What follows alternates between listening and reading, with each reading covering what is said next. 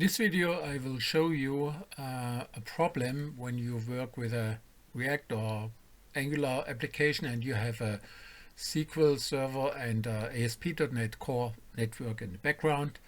As you see there, when I try to load my data, there's nothing coming back, nothing else. So the error is, and that's described also in my application, in my website, when you try to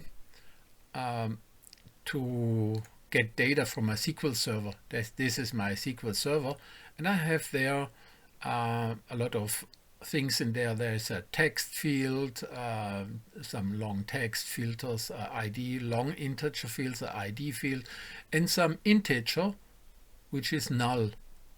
And so this is the amount of images which are there. And I when you try to get those values into your ASP.NET Core application, then you always have to follow the rule that you make, that you have a data model, and inside the data model there's the same here, TBL for table articles, and here I have my article model. So this is what is inside there, and when I click on this, then you see this is my data model. I took that stuff by scaffolding, but scaffolding from Microsoft is, let's say, sometimes a bit tricky. So I designed my own model. To keep a model is quite simple in ASP.NET Core. The data model itself simply copies the structure of this table. So what we have there's a public value, so that it's or public member of this class. But from outside you will see you see this ID article, so the ID number from a get and set. You may set it if you, but it's only an empty frame. And then we have the integer, we have a string value, and we have somewhere down there's an integer, and everything looks fine.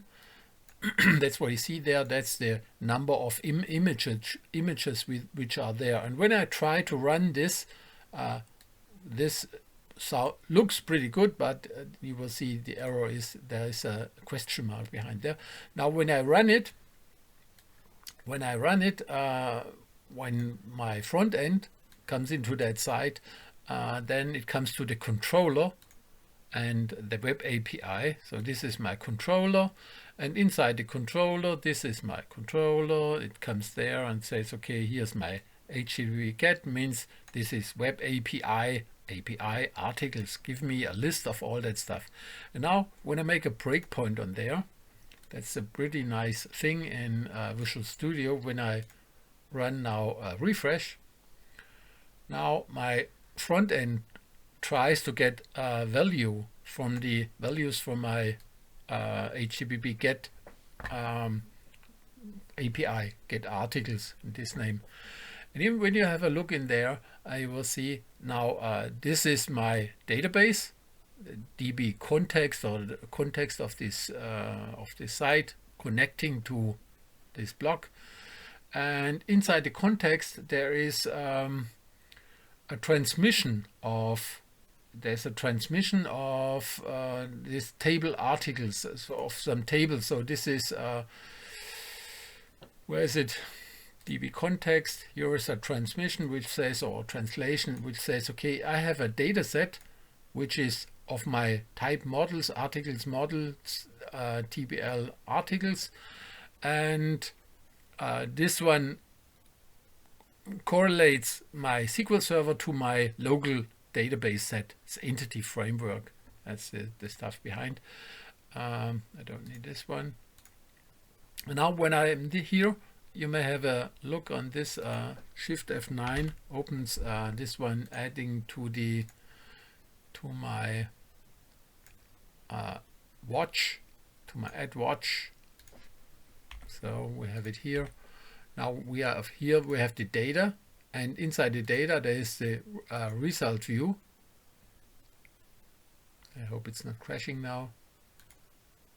There's nothing inside there.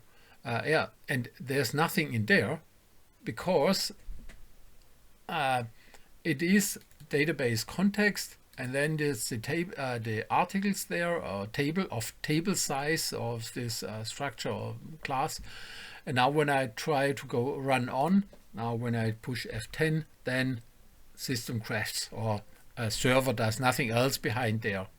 So the reason therefore is you should, when you work with this, you should make a try and catch around, but this also doesn't help.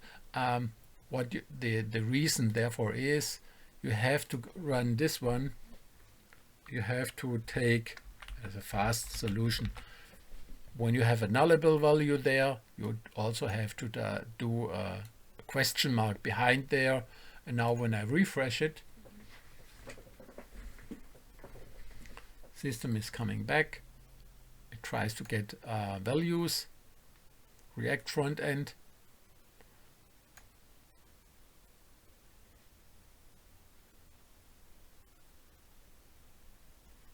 Now it's coming in, and as soon as it's coming in, you see now there's now data there, and now you see as the result value an array of values, and this is why it's working now. It's these small little lines of null, and now you may go on running now, continue, and you will see there's a result now on my front end. And what I wanted to tell you in this point is that you should do this, the question mark behind your model. So this is my integer question mark, which means there's a null available. And you should also make here a try catch around. So this would be also helpful to have here a try fail or something like this, and then you have here try catch, and you throw an error on this.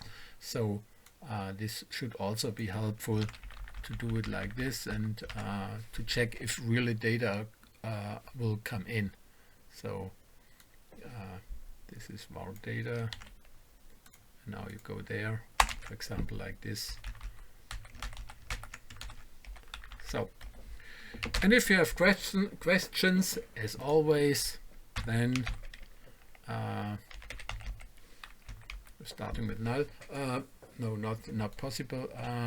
Whenever you have questions, then ask me how to go on, and either we take now everything inside, or I don't know. Yeah, it's not in there. We have to drop it inside there. Here, both stuff inside.